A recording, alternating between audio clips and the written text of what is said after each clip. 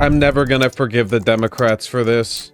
We finally beat Medicare. Oh my God. Thank you, President Biden. President Trump. Oh my God. My phone really never stopped buzzing throughout. And I have never, ever had what happened on this thing tonight happen in the middle of a debate. It started early and it continued. One-term president. Vaush is just absolutely devastated by Biden's debate performance last night, and he isn't the only one. CNN was tossing and turning between coping and panic all night. I guess these guys were really expecting Biden to perform well for some reason. You know, I don't know what would have given them that expectation because things haven't been going well for Biden for a long time. These guys have absolutely deluded themselves for months and months, saying that Biden is fine and Republicans are blowing his mental decline out of proportion. Well, something tells me they're having quite the shock of reality right now. I am a little bit nervous. In spite of everything, obviously, Biden winning is objectively preferable to Trump winning. And please welcome the 45th President of the United States, Donald Trump. He's got the swagger, see? That's why I'm worried. Making sure that we're able to make every single solitary person eligible for what I've been able to do with the COVID. Excuse me, with dealing with You can't get every word wrong, man. Look, if we finally beat Medicare. Oh my God. Thank you, President Biden. President Trump. Oh my God. I can't do this, man. I'm never gonna forgive the Democrats for this. One-term president. I'm never forgiving the DNC for this. You know what the name of the segment's gonna be? Yeah, Joe Biden lost. My God, man. I mean, you think it's bad, and then you see how bad it is. A lot of it, you know, they're gonna say it was him having a cold. Man, having a cold doesn't make you stammer like that. You know what? Did the cold infect? Did the cold age him? You know? Like, literally? Does the cold make you stupid? Donald Trump did poorly, but Biden did worse. It really doesn't matter what Biden said because he was so decrepit that the impression he's going to leave as a consequence of that is worse than any actual. But even if he had been saying good shit, it wouldn't have mattered because of the decrepit behavior. But he wasn't saying good shit. He made every mistake. Hillary Clinton had more sauce back in 2016. A lot more sauce. For one, where's all that cocky, old man charming energy? Gone. Non-existent. Dude is in total shambles after that debate performance. Vaush clearly sees the writing is on the wall. He knows this doesn't look good. He knows it was probably a death blow to Biden's hopes at re-election. And while Vaush might not really like Biden, he can't stand to see the left lose. But I gotta give him at least a little credit for handling this better than some of the panelists on CNN. They were either in total doomer mode or coping hard, saying, let's see what polls look like in a week after people have digested what happened. There is time for this party to figure out a different way forward if he will allow us to do that. But that was not what we needed from Joe Biden, and it's personally painful for a lot of people. It's not just panic, it's pain. Millions of people are having conversations with their families, with their friends, of if the president is up to the task and if he should step aside. I'm just telling you, to Abby's point, I've been doing this for 30-something years, going on 40 years, and I have never, ever had what happened on this thing tonight happen in the middle of a debate. It started early, and it continued. Yes, but it was one night in the course of a campaign, so I think let's see how voters react to it. The problem with the one night is that it's a one night that helped confirm people's fears. Yeah, so I guess in retrospect, he might be handling it better than the CNN panelists, but the fact that he was holding on to any semblance of hope that Biden would have performed well is actually quite rich. These people have been pointing at Republicans and saying over and over that they're blowing things out of proportion to make Biden and the Democrats look bad. They are so willing to look away at every error, every stumble, and write it off like it never happened. Then act like they're in utter shock after it explodes right in their face on national television. In the most spectacular fashion one could imagine, mind you. We have been asking voters at various events that we've been following Biden at about these gaps. Do they matter? Do they cause them to kind of reevaluate his campaign? And almost every voter that we've talked to here has said no. Dude, the writing has been on the wall for a long time. And everyone has been trying to scream at you guys and tell you this. But you guys just plugged your ears. Now, look at the shambles you guys are in. Vaush's community kept trying to tell him that the Democrats need to pull Biden out and replace him. And Vaush just rejected that as being possible. For about 5 minutes, that is. Till he heard that absolute outcry that was coming from the left-wing media after this debate. Take a look at how quick this copium train gets started. Getting Biden to step down as a candidate, they can't make him step down. It's not going to happen. It's not possible. No, it is possible. It's legally possible, I think, depending on, it's legally possible in, well, wait, no, with the registration, they're past the, it might be legally possible. That doesn't mean that it's possible though, you know?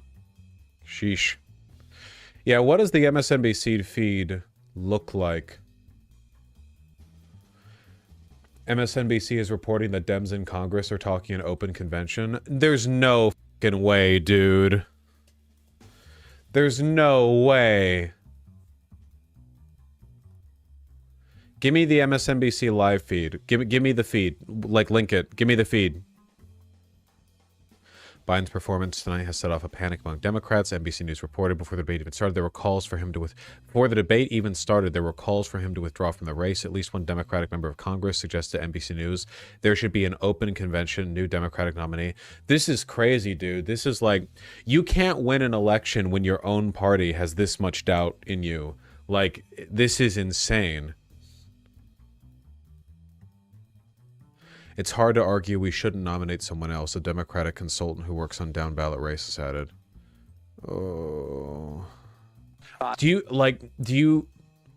you even begin to imagine how bad the debate must have been, even to the people whose job it is to gas Biden up? That there are, legitimate and publicly discussed, the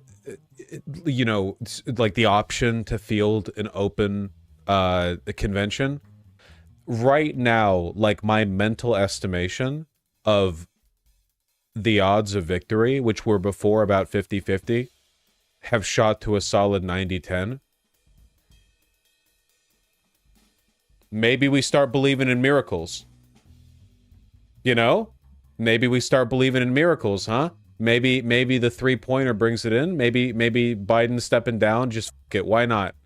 Maybe that's the path, you know? Fortune favors the bold, after all, right? Dang, he sure did jump on that hopium copium train real quick.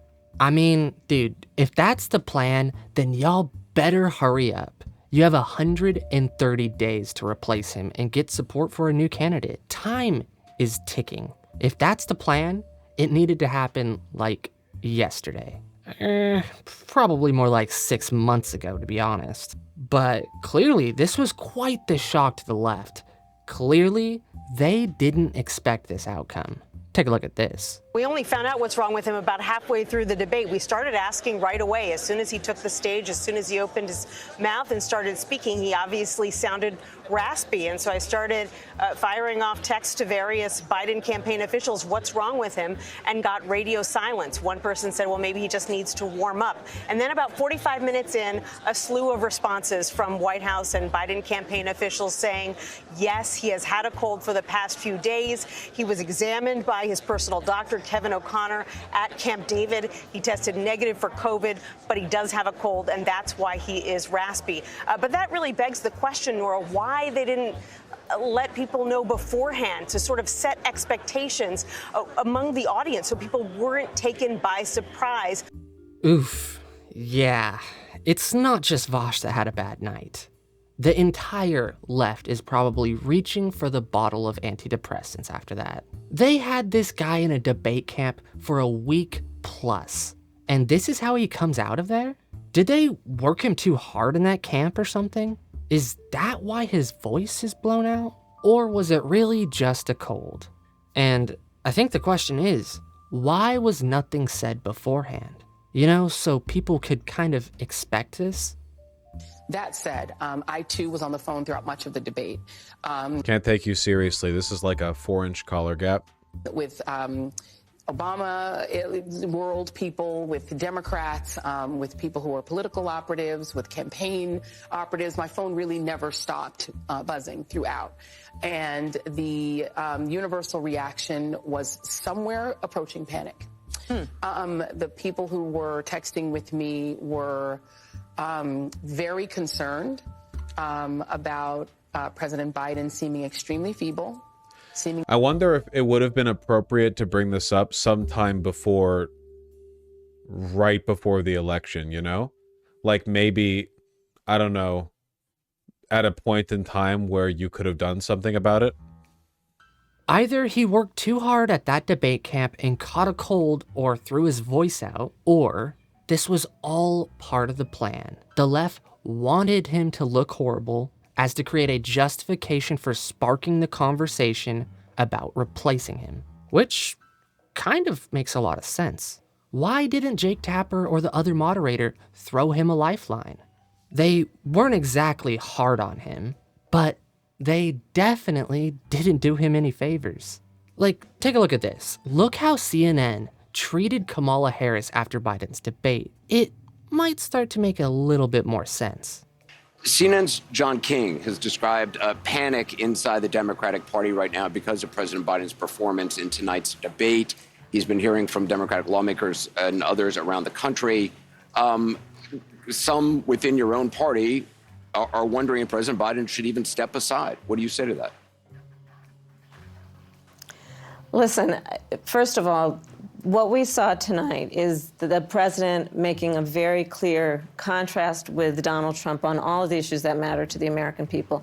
Yes, there was a slow start, but it was a strong finish. And what became very clear through the course of the night is that Joe Biden is fighting on behalf of the American people, on substance, on policy, on performance.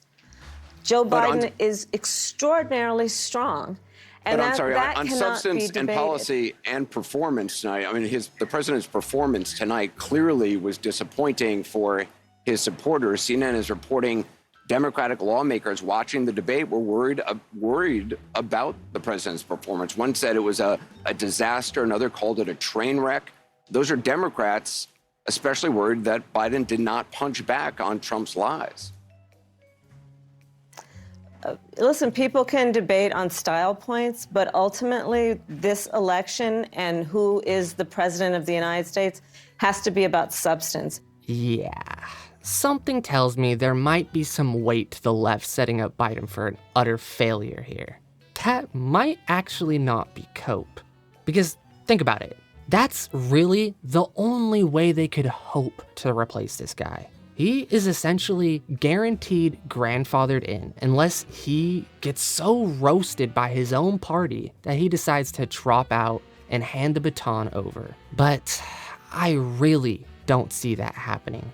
Biden is a stubborn man. And Biden waited so many years to become president. And something tells me he doesn't want to get written down as a one-term failure president. But if you want to see how this really shouldn't have been a surprise to the Democrats or Vaush, check out this video I made 3 years ago called Everybody Loves Joe Biden, where it clearly shows Biden has been doing rough for a long time.